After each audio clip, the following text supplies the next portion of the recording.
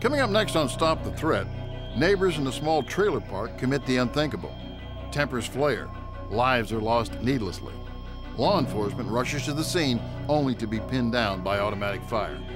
What would you do? Stop the Threat starts now.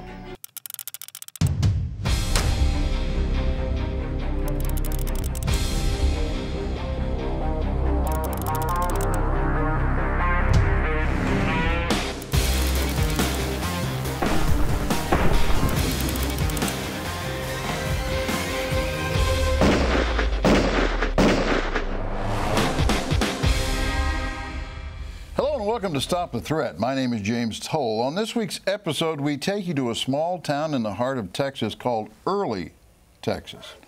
Texas takes a very enviable stand on guns and gun rights. It also has a very harsh policy when it comes to violence against its citizens, and especially against its law enforcement officials. So when a citizen sees a law enforcement officer being pinned down by gunfire,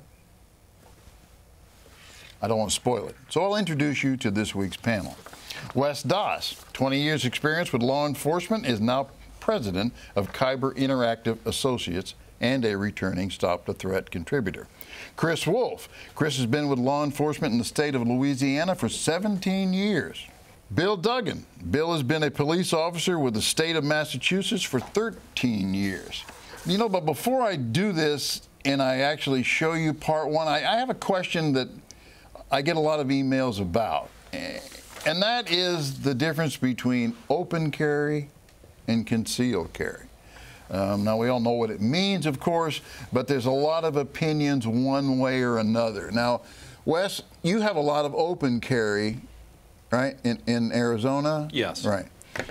And what's your feeling on that? You know, it's common enough that you see it, but I think the one thing that people make a mistake of is because you can doesn't always necessarily mean that it's the best choice. I mean, the population, while they may understand and appreciate your rights, a lot of times people just simply don't want to see it. You know, there's a lot of things you can do because it's the law says you can, but just being nice to everybody else. Isn't there sometimes maybe some kind of a bragging right involved with it? I mean, I'm just going to say this, that I have been in the state, and it appears to me as though some people, you know, they want to talk about their guns a little more often, which kind of leads you to removing it, to chat about it. I'm not comfortable with that. I don't.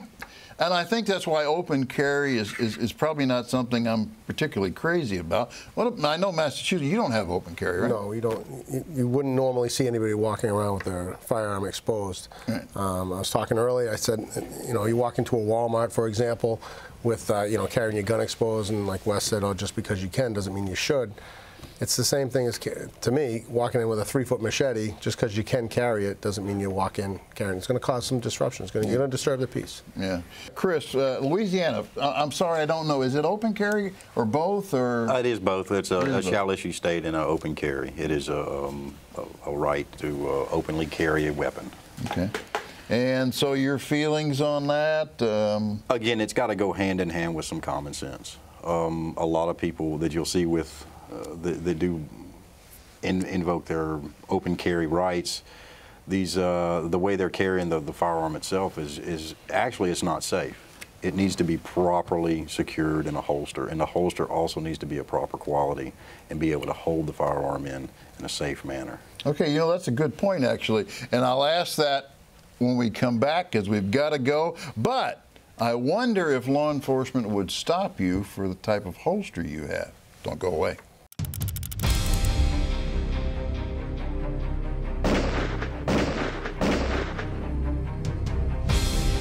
Welcome back to Stop the Threat. You know, just before we left, we were talking about open carry and exposed weapons and holsters, and a question came up in my mind, the unsafe carrying of a weapon in a poorly constructed holster or no holster at all.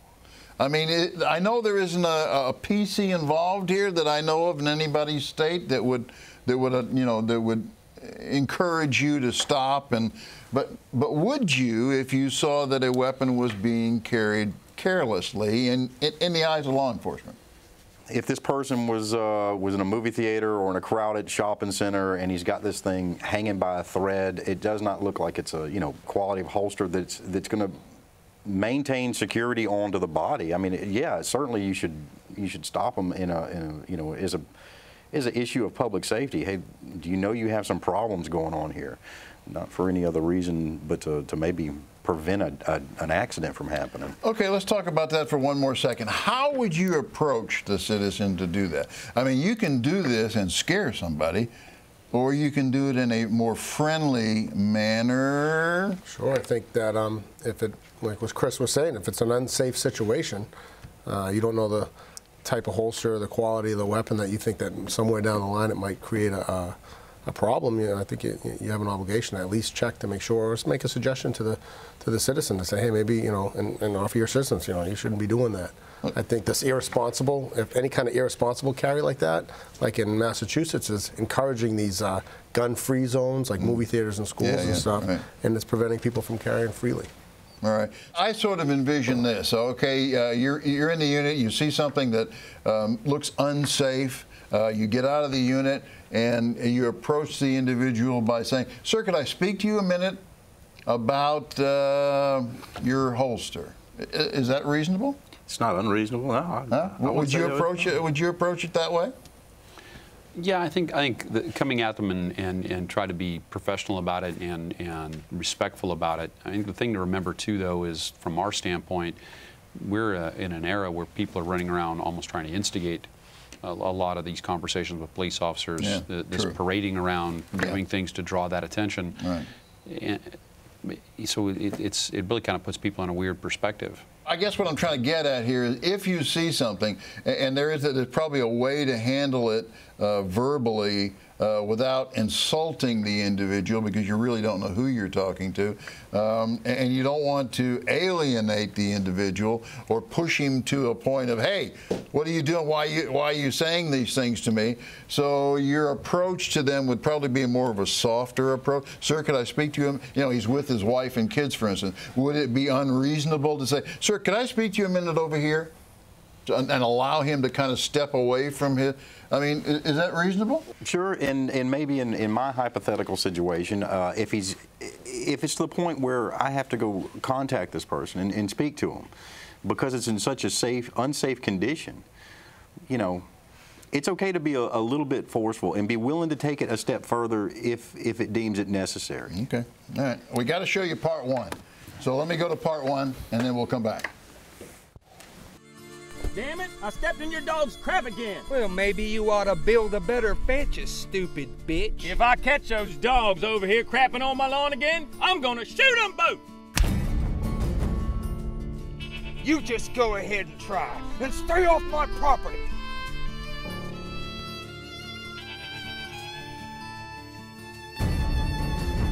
Just try to tell me what to do on my property again. Honey, call the police. You get back on your property and you go to hell. You touch my dog and I'll kill you. Don't walk away from me.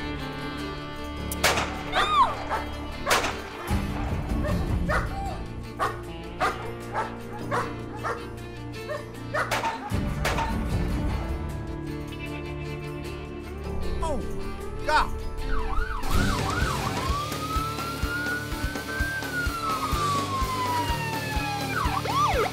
Please, drop your weapon.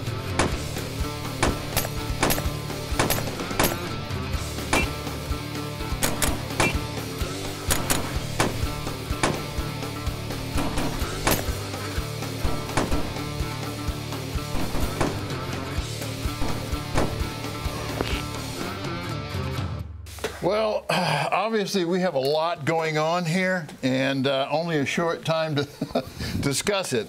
This is a real incident. Again, we're not making any of this up, folks. These are real reenactments, and this did take place. So, I don't even know where to start on this. There's so many things in here that are bothersome to me. Go. Did he shoot the dog too? Yeah, I think he shot the husband, the wife, and both dogs. That's what That's horrible. It's just horrible. Oh, okay, he did threaten him. Okay, the man who owns the dogs and the wife was unarmed, but he did say, if you come on my property, I will kill you. Does now the aggressive one with the .45, does he have the right to go forward with a gun? No, obviously not. I mean, not for what the circumstances are that we saw. I mean, let me put everybody in our driver's seat. As a police officers, we get threatened by dissatisfied customers on a daily basis. We can't act out like that on them. I mean, people have to act like adults. But what's interesting in this situation, though, we're talking about somebody coming to somebody's aid. We had a situation like this in Phoenix several years ago where a Phoenix officer was killed, and a lawful concealed carry holder actually came to his aid to try and save the officer's life. And in the events that unfolded, he ended up killing 1 or 2 gang members before the rest of the police department was able to arrive on scene. So I mean, there are times, but I think you just have to be prepared to get involved if you're going to get involved, but then immediately deal with, be prepared to surrender so that you don't become a further, part of that problem. Yeah, this is a case, and I know all of us have probably looked at a case like this where tempers have flared, someone is armed. There is some follow-up to the story, which we'll get to a little later. But I'm not sure even being threatened, if you were in Massachusetts and this took place, sure. Is there anything on the positive side here? No, James. No. I've been to several calls like this, neighbors disputes, property boundary disputes, dogs. I've even been to one where the spotlight in the driveway was going into somebody else's bedroom, and they fight and fight. And my advice is always the same, you cool down, you go through the proper channels, and that's what we're there for, is to keep the peace. You call the police, we'll show up and keep the peace. If something like this came out, I mean, he's pointing a gun at him, he needs to somehow get out of that situation as quickly as possible. And it evolves and gets worse. Okay, so now we've killed the husband, the wife, the dogs. Law enforcement's arrived. Now he's going to stop and start swapping rounds with law enforcement. He's off the edge here. That's right. And now we have a third player. Or fourth, I'm losing count here. And someone who's observing what's taking place, you now see him take his pistol and bring it into what's going to take place here. So part 2, it's even going to get a little bit more complicated. Don't go away. You don't want to miss this one.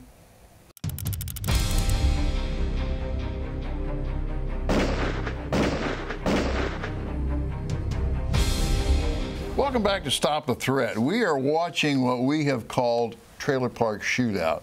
This is a very complicated situation. As you have seen so far, there's a lot of parties involved. Law enforcement is there. We're going to assume that they have called for backup because they probably came into more than what they were expecting, right? Absolutely, or at least they should have. The way it's going, it's only going to get a little bit worse, and I'm going to show that to you right now.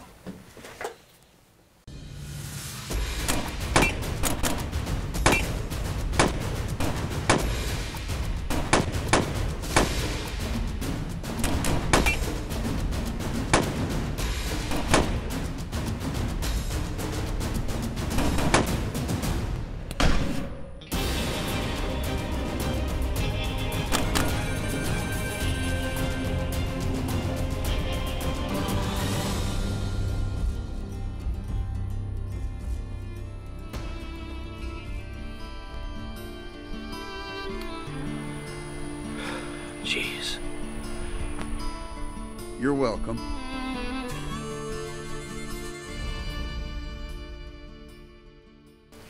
Okay, well, it did get a little bit worse, didn't it? And now we have another gun involved, and he is coming to the aid of law enforcement. I will say that I think the way he reacted after the shooting, I mean, some people may debate whether or not you should get involved. You hear gunfire, you have the training to get involved with the police. But when the officer turned his weapon on the other individual, he acted appropriately. Put the gun down, hands up, immediately, present no threat. Okay, so Under these circumstances, let's put yourself in the position of the officer in the unit. You feel unable to reach out and damage the man who is shooting at you, actually, and now another party has come in and actually helped you. So, how do you feel about that? That's I don't see how that could get much worse. Obviously, the police unit that the officer was using is not going to be any kind of help as far as protection when, you know, if he's receiving fire from the kind of rifle that I think that is. Yeah. And it is an ambush situation, and I'm just, you know, armchair quarterback, and I would hope that the officer would, you know, go to the area in question where this incident is taking place, this amazing set of circumstances, and not drive right up to it or be prepared to pull up in direct proximity of the incident. Maybe we're talking about, you know, a block behind it or a block after it, to get some kind of tactical advantage, to kind of come up on the situation with some sort of advantage, if possible. And I know that's kind of okay. Right, maybe a little more information would help. We know that the wife did call 911. She did not give a lot of information other than the fact my husband's about to get into a confrontation with the neighbor, and we need help. At the point that she made the 911 call, I don't think law enforcement had enough information to think that there was going to be a shootout. So he arrived probably, and you know, maybe you saw it differently, but I'm guessing he arrived probably at a domestic dispute. And that was his thought. So he just kind of drives up, and all of a sudden, geez, now we got people shooting at me. You know, I don't think, again, this is a common situation, but it is a real situation. I'll go one more step. I'll bet that you don't train any officers to shoot that way either from their car. No. No, not even a little bit. So your advice probably would have been to get the engine between you and the person firing at you? Well, I mean, if we're going to go strictly off the reenactment, I mean, I also don't teach officers to keep their ARs on the back seat of their cars either. But, okay. You know, in the grand scheme of all this, you know, having been in a situation not exactly like this, but in one where I certainly could have used assistance, being in a fist fight with a guy on a traffic stop and having one after another countless motorists drive by watching you wrestling with a guy on the shoulder of the road until one car stops and a guy gets out and renders aid. Sometimes this is a godsend when a citizen does get involved, and this older gentleman's reaction once the shooting was over with to surrender, you know, I did what I did, I helped you out, I'm not part of this, and kind of let it happen. That was probably the most appropriate of all the decisions that were there, because once it's over with, it's time to be that witness in this set of circumstances. Right. The interesting part of the follow-up is that there was some dispute over whether it was 150 yards or 250 yard shot that he made. Wow. Okay, so you have to at least give him credit for being able to shoot that distance, and it became a big controversy in the paper. When we come back, we'll tell you a little bit more about what just took place. Don't go away.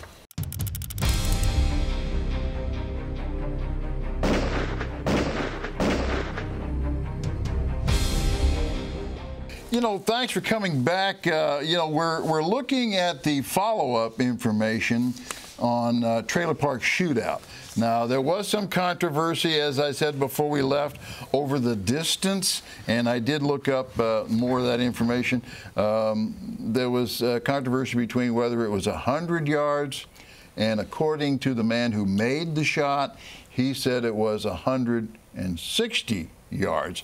And we, as competitive shooters, are going, okay, my .357 Magnum, can I do that? Ooh, that'd be, well, it's possible. Sure, it's absolutely possible. Okay, well, you know what? He got involved, okay? Bill, you had some thoughts. Well, you know, like I was saying, if I was on the side of the road getting my butt handed to me, I'd want somebody to stop and help.